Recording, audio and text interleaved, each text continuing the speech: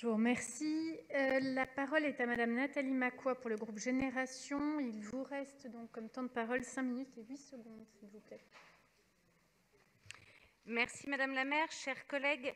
Malmenée depuis le mois de mars avec un premier confinement éprouvant, une nouvelle fermeture lors du deuxième confinement, la culture fait l'objet d'un ambitieux plan de soutien de notre part.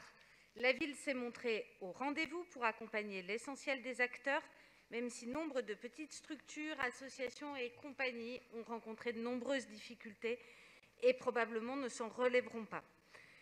Après ce plan de soutien, notre budget, autant que le compte d'emploi, sont nos outils pour accompagner les structures essentielles pour l'accès de toutes et tous à la culture, pour développer de nouvelles formes de projets artistiques dans les différents quartiers, vecteurs de lien social et de pratiques amateurs.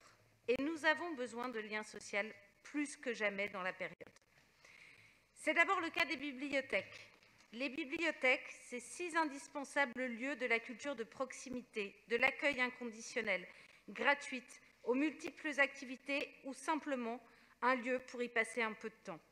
Nombre d'entre nous ici ont remarqué, que ce soit comme élus ou usagers, que parfois ces équipements fermaient plus tôt, contraintes, dès qu'un agent était en congé, en formation ou en arrêt maladie, car certaines d'entre elles n'ont plus les effectifs suffisants pour fonctionner. Notre ambition est de poursuivre leur ouverture le dimanche, et cela ne saurait être engagé sans moyens ni personnel pour l'assurer. On peut penser à la bibliothèque Melville dans le 13e, et puis à Sabatier dans le 18e, et puis d'autres après. Nous avons enfin constaté l'essor du portage à domicile pendant cette période, faisant pour l'essentiel intervenir des jeunes en service civique, mais nécessitant bien des personnels de bibliothèque pour préparer les retraits demandés par les usagers qui seront ensuite portés. Rappelons le rôle des bibliothèques comme première porte à pousser pour s'ouvrir à la culture. Nos ambitions pour celles-ci ne seront jamais suffisantes. C'est pourquoi nous proposons d'ouvrir 5 postes pour les bibliothèques de Paris. Nous avons eu ensuite envie de mettre un accent supplémentaire pour notre réseau de musées, dont la fréquentation est gratuite, dont les propositions artistiques sont éclectiques. Ces musées permettent à la fois de découvrir une part importante de l'histoire de notre ville et des créations plus contemporaines. Le P-Musée traverse une année difficile, à de nombreux titres, et je voudrais en profiter pour saluer le travail et la mémoire de Delphine Lévy, qui œuvrait depuis 2013 à la montée en puissance de cette structure. Le confinement, puis les suites de la crise sanitaire, ont provoqué la fermeture de nombre de ces musées et aussi la perte des revenus liés aux événements, aux locations d'espace, en plus des recettes de billetterie. Les jeunes scolarisés à Paris doivent pouvoir découvrir ces musées, et à nous d'inciter les classes à se rendre dans ces structures municipales et pas seulement de fréquenter les musées nationaux.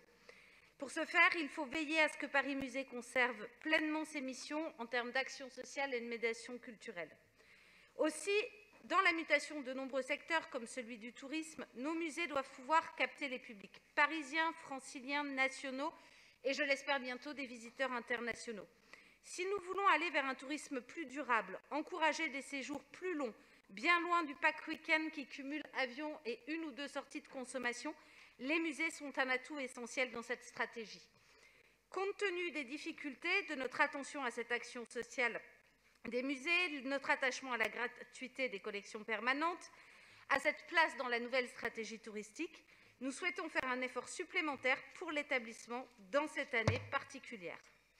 Nous avons enfin une attention toute particulière pour que l'un de nos engagements en matière de campagne, en matière culturelle, soit tenu, celle de développer les plateaux artistiques, et notamment dans les quartiers populaires. Ces dispositifs déploient la culture au cœur des quartiers, au pied des immeubles, au plus près de celles et ceux qui pénètrent le moins souvent possible dans nos établissements culturels. Des dispositifs tout particulièrement créateurs de liens sociaux, d'interactions qui sont rendus possibles par la création artistique, par la pratique large artistique amateur. Surtout, ils viennent aider à la création artistique pour que celle-ci soit toujours vivante dans notre ville.